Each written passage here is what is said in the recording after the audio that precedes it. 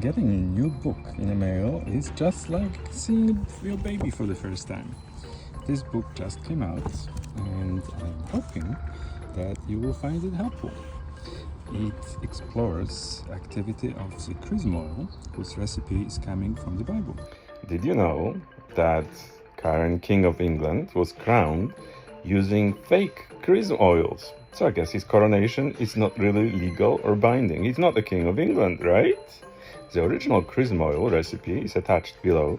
It contains a lot of cannabis, and it's a key ingredient. Without cannabis, this oil is inactive.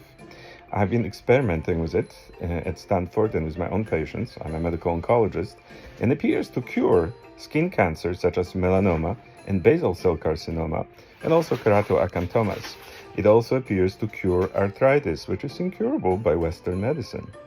So, tell me, why is the Catholic Church has been using fake oil for the last 2,000 years? Well, it turns out that when the original version of the Bible was translated from Hebrew into Greek, the scribe who translated them mistranslated, probably on purpose, the word cannabis and instead used the word Calamus.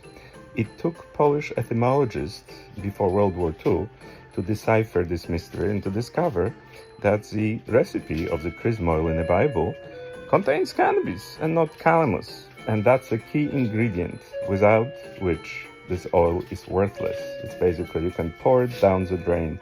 It's not a sacred oil. The oil that was most sacred has to contain cannabis in it. Tell me why cannabis is illegal in the United States.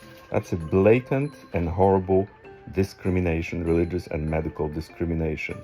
Let's make this sacred medicine free and available to everyone so we can heal the country. Amen.